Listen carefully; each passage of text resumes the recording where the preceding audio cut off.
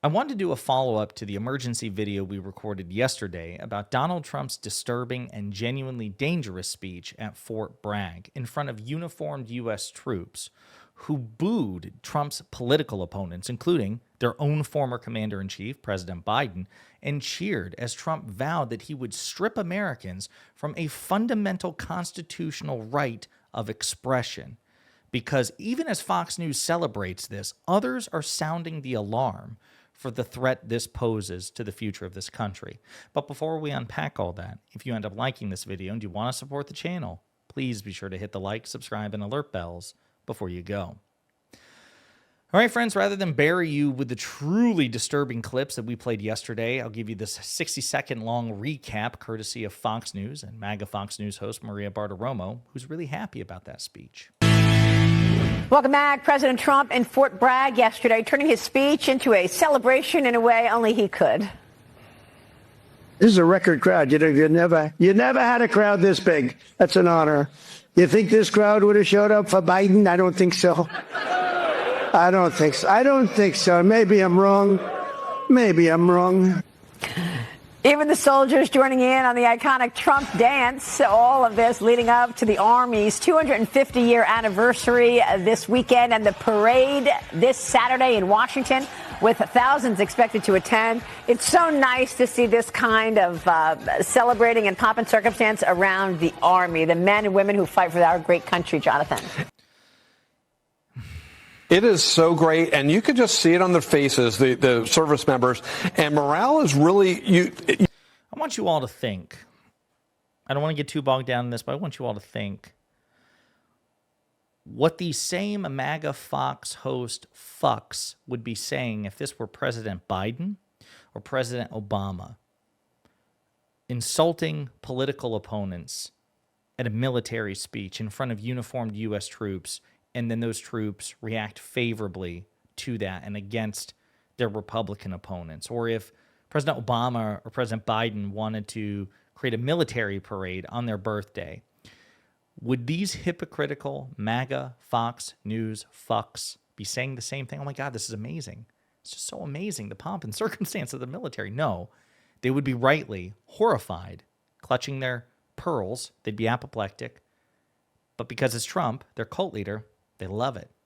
These people have no principles. They deserve nothing but your eternal contempt. They hate this country. They hate you.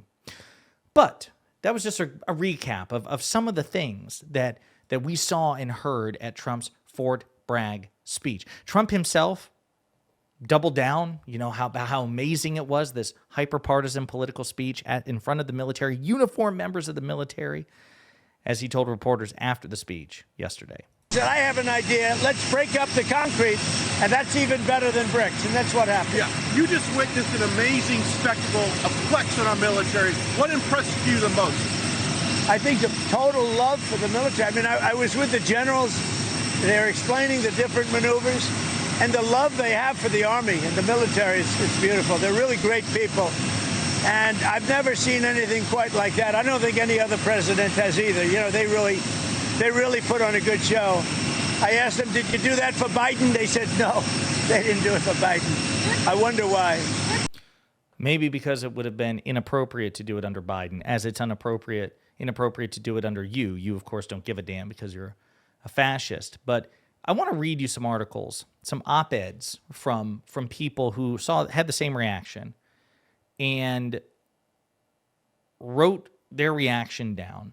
We have different publications. We have The Atlantic, we have the New York Times, we have MSNBC. I want you to think about this. This first one is from Stephen Seidemann, Patterson Chair in International Affairs at Carleton University, and the title is Trump's Fort Bragg speech was a serious step towards ending democracy. The address projected the image of the military siding with the president against his political foes. While Donald Trump has challenged many norms, both as a presidential candidate and as president, he has made a special effort to violate the standards that have long kept the U.S. military out of partisan politics. To be clear, the U.S. Armed Forces have always engaged in politics, seeking to avoid getting involved in some conflicts, seeking to escalate in others. But they have not been a Democratic military or a Republican military since the Civil War. Generations of civilian and military leaders did much to keep party and military separate. Trump's speech at Fort Bragg on June 10th may undo all of that work.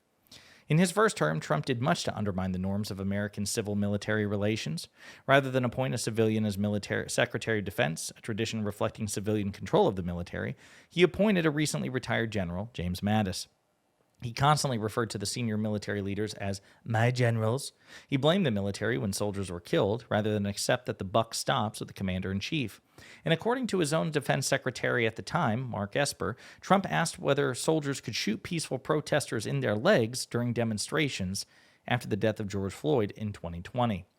Less than 5 months into his second term, Trump has gone much further to challenge the traditional separation of the military from partisan politics. This time, he chose an unqualified Fox News host to be defense secretary to ensure he would not face resistance he met from Mattis and Esper. Then he fired multiple senior leaders of the military for being, well, black or female. Just in the past few days, Trump deployed the Marines to Los Angeles in response to anti-ICE protests, even though there was no need for that escalation. Then on Tuesday, Trump gave a virulently partisan speech at Fort Bragg, during which he egged on the troops to boo the Democrats serving as mayor of Los Angeles and governor of California.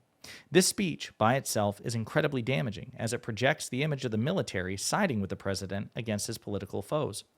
When scholars like myself talk about the politicization of the military, we mean one of two things. Either the military is jumping into partisan politics, or politicians are pulling the military there. In this case, Trump is dragging the U.S. military into the partisan fray, attempting to turn the American military into a Republican or Trumpian army. Why is this bad? First, it will simply ruin the effectiveness of the American armed forces. Officers will be promoted on the basis of loyalty to the president and not due to merit. Politics will be injected into the barracks of soldiers, sailors, aviators, and Marines, creating conflict and dividing each platoon, ship, and squadron. Second, the use of U.S. armed forces in crushing protests by the opponents of Trump's policies will reduce respect for the military among millions of Americans. This will hurt efforts to recruit and retain troops. Third, and most importantly, impartial militaries are a key ingredient for stable democracy, while Trump's actions are those of an autocrat. Turning the U.S. military into an ally of one politician against his opponents is more than just another instance of democratic backsliding. It's a serious step towards ending American democracy. Deploying the military against peaceful protests and encouraging the troops to boo members of the opposition are two decisions that get us much closer to truly catastrophic outcomes. That all of this is unnecessary makes it more tragic. The military does not really want to get involved in partisan politics, but once involved, it will be very hard to remove it. Should the armed forces split between pro- and anti-Trump factions, that is the way of civil war. It's happened once in American history. It can happen again. Very sobering. Here's another. From The Atlantic, Tom Nichols. He says, "The silence of the generals. As Donald Trump crossed a dangerous line at Fort Bragg, the brass failed to speak out in the Army's defense." Donald Trump continued his war against America's most cherished military traditions today when he delivered a speech at Fort Bragg. It's too much to call it a speech. It was, instead, a ramble full of grievance and anger, just like his many political rally performances. He took the stage to Lee Greenwood's God Bless the USA, which has become a MAGA anthem, and then pointed to the fake news, encouraging military personnel to jeer at the press. He mocked former President Joe Biden and attacked various other political rivals. He elicited cheers from the crowd by announcing that he would rename U.S. bases, or rename them, after Confederate traitors. He repeated his hallucinatory narrative about the invasion of America by foreign criminals and lunatics. He referred to 2024 as the, quote, election of a president who loves you, to a scatter of cheers and applause. And then he attacked the governor of California and the mayor of Los Angeles, again presiding over jeers at elected officials of the United States. He led soldiers, in other words, to a display of unseemly behavior that ran contrary to everything the founder of the U.S. Army, George Washington, strove to imbue in the American armed forces. The president also encouraged a violation of regulations. Trump, himself a convicted felon, doesn't care about rules and laws, but active duty military members are not allowed to attend political rallies in uniform. They are not allowed to express partisan views while on duty or to show disrespect for American elected officials. Trump may not know these rules and regulations, but the officers who lead these men and women know them well. It's part of their oath, their credo, and their identity as officers to remain apart from such displays. Young soldiers will make mistakes, but if senior officers remain silent, what lessons will those young men and women take from what happened today? The president cares nothing for the military, for its history, or for the men and women who serve the United States. They are, like everything else around him, only raw material. They either feed his narcissism or they are useless. Those who love him, he claims, are as his military. But those who have laid down their lives for their country are, as he so repugnantly put it, just suckers and losers, anonymous saps for lying under cold headstones in place such as Arlington National Cemetery that clearly made Trump uncomfortable. Today, he showed that he has no compunction about turning every American soldier into a hooting partisan. Trump supporters and his party will excuse his behavior at Fort Bragg the way they always have, the way that an indulgent parent shrugs helplessly at their delinquent children. But senior officers of the United States military have an obligation to speak up and be leaders. Where is the Army Chief of Staff, General Randy George? Will he speak truth to his commander-in-chief and put a stop to the assault on the integrity of his troops? Where's the commander of the airborne troops, Lieutenant General Gregory Anderson, or even Colonel Chad Mixon, the base commander? And if these men can't muster the courage to defend American traditions by speaking out or even resigning, where are the other senior officers who must uphold the values that have made America's armed forces among the most effective and politically stable militaries in the world? Where is the chairman of the Joint Chiefs, General Dan Kane? He was personally selected by Trump to be America's most senior military officer. Will he tell the man who promoted him that what he did today was obscene? Will any of these men say one word? Will any of them defend the Army and the other services that a would-be Coludo, a man who would be strutting around in a giant hat and a golden shoulder braid if he could get away with it? The top officers of the U.S. military wear eagles or stars on their shoulders that give them great privilege, as befits people who assume responsibility for the defense of the nation and the welfare of their troops. They command the power of life and death itself on the field of battle. But those ranks also carry immense responsibility. If they are truly Washington's heirs, they must speak up now and stand with the first commander-in-chief against the rogue 47th. Now, personally, I get goosebumps when I see appeals to President Washington or President Lincoln, my two favorite presidents, the presidents who I think by far the greatest in this country. I have a particular bias towards President Washington because Washington repeatedly turned away from absolute power. He did it at the end of the Revolutionary War. He resigned his commission. He could have, as most people in his position would have and did, simply overthrown the Continental Congress and one apocryphal phrase is attributed to him. He could have overthrown George III to become George I, and he chose not to. He did not want to be president of the United States. People talked him, begged him into becoming president. He did not want to run for a second term, and he did, again, because they begged him to do it. And then finally he put his foot down and walked away. There was no 22nd Amendment forbidding President Washington from running again and again and again until he died, and he probably would have succeeded had he chosen to do so. That is an extraordinary act that I don't know if any other person would have done it at the time. I'm not sure if any other president would do it. I suppose they did, in the sense that every president post-Washington followed Washington's tradition until the invocation of the 22nd Amendment after President Roosevelt's death that limited people to 2 terms. But I digress. The point is, it really was a shocking and despicable display. It really, really was, and really ominous for what it portends. I want to look at one other article by W.J. Hennigan at the New York Times. Trump crossed the line at Fort Bragg. Hennigan writes about national security issues for opinion from Washington. No president in modern history has done more to put the military in the middle of a political and cultural crossfire than Donald Trump. On Tuesday, just one day after he directed active duty Marines into the streets of Los Angeles in response to protests against his immigration policies, and 4 days before he plans to oversee an extravagant military parade on his birthday, Trump stood before a crowd of beret-wearing soldiers at Fort Bragg in North Carolina and dragged them into his own political maelstrom. While past commanders-in-chief might have chosen to deliver a speech that celebrated the U.S. Army's history ahead of the service's 250th anniversary this weekend, Trump opted instead for a rambling speech that ridiculed, quote, radical left lunatic politicians, threatened flag-burning protesters, and falsely claimed the 2020 election was rigged. He also announced his plan to reverse a Biden administration decision and restore the names of Fort Robert E. Lee and 6 other military bases honoring former Confederate officers. Quote, you know what November 5th was? It was the election of a president that loves you, Trump said to scattered applause and cheers from the soldiers.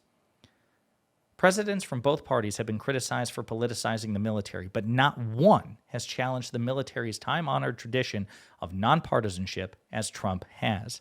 His Fort Bragg speech was the latest in a string of high-profile efforts to reshape the military in his own likeness. It began with his administration's decision to remove senior officers, many black and female, from positions on the Joint Chiefs of Staff and other command positions reportedly as part of his anti-DEI initiative.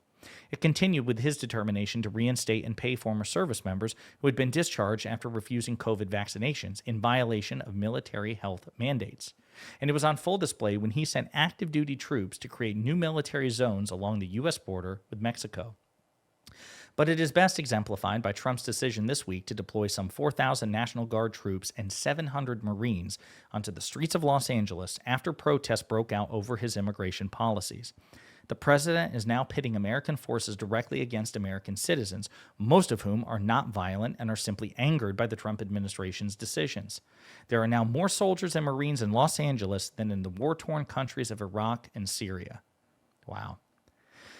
The troops sent by the president against the wishes of Governor Gavin Newsom are notionally there to protect federal property and agents. They cannot act independently in a domestic law enforcement role because of the 147-year-old Posse Comitatus Act, which generally prohibits them from doing so unless the president invokes the Insurrection Act, drawn up for the most urgent national security situations. Quote, under the Trump administration, this anarchy will not stand, Trump said at Fort Bragg. Few would disagree that the scenes of violence that have unfolded in Los Angeles over the past week are inexcusable. But by any measure, the situation falls short of anarchy, and local police managed to largely keep protests under control. Trump starkly framed his decision to deploy troops in us versus them terms. Quote, these service members defending the honest citizens of California. They're also defending our republic itself, he said. Quote, they're heroes. They're fighting for us. They're stopping an invasion, just like you'd stop an invasion. Few, if any, past presidents would have felt comfortable drawing these battle lines so brightly by declaring one group of Americans as fundamentally different from the other. Republicans and Democrats alike have long understood that the U.S. military must be detached from partisan political activity. Service members must be relied on to carry out lawful orders whether or not they agree with the acumen of their political leaders. This notion is at the core of American democracy and civilian control over the military. It's why service members aren't permitted to attend political rallies or convey political beliefs while in uniform. Trump either didn't know the rules or didn't care, reveling in the troops' laughter and jeers. Quote, you think this crowd would have showed up for Biden? Trump asked the soldiers. Quote, I don't think so. If U.S. presidents have anything in common in modern history, it's a shared restraint in deploying active duty military forces to suppress civil unrest. Lyndon Johnson was the last commander-in-chief to bypass a governor when he sent troops to protect civil rights advocates marching from Selma to Montgomery, Alabama in 1965. Trump's legal rationale for the military deployments has drawn criticism from legal scholars. California filed a lawsuit on Monday, but the wider fear among state leaders and politicians in other cities is that the deployments in California could set a precedent and become a harbinger of how things unfold in other protests in American streets. Bryn Wollicott McDonnell, the Pentagon's acting comptroller, told Congress on Tuesday that the current National Guard and Marine deployments are estimated to last 60 days at a cost of about $134 million. The price could balloon if the mission expands. It's shaping up to be an expensive weekend at the Pentagon. Tens of millions more will be shelled out for the Army's 250th anniversary parade in Washington on Saturday, when all manner of military vehicles, tanks, and armored troop carriers are being readied to roll through the streets. The president issued a warning to any potential protesters who may be looking to interfere with the festivities. Quote, for those people who want to protest, they're going to be met with a very big force, Trump said at the White House before his trip to Fort Bragg. Quote, and I haven't even heard about a protest, but this is the people that hate our country, but they will be met with a very heavy force. That isn't an easy thing to hear for those who value free expression, as well as for the soldiers who are participating. The troops want to enjoy a celebration, not fight with the neighbors. There you are, folks. I thought these 3 separate articles from 3 separate publications were very, very powerful and underscore why what we saw at Fort Bragg was so dangerous and was indeed, and is indeed, I shouldn't even say was, the speech is over, but what the speech unlocked and what it represents is not over. This is an emergency. And Donald Trump did indeed cross a major line that he has never crossed before and does not bode well, especially when you work it in conjunction with all the other shit he's doing with the military, from its deployment in California to the military parade for Trump's birthday on Saturday. This is truly a point, I fear, of no return, and we need to be vigilant And we need to get these Republicans out of power in the next election. There is no room for a Republican office holder at this point. You should vote them all out, everywhere. I think that's the only way we could potentially stop this, is to minimize the number of elected Republicans by voting in Democratic counterparts instead. That's my take. Let me know what your take is in the comments.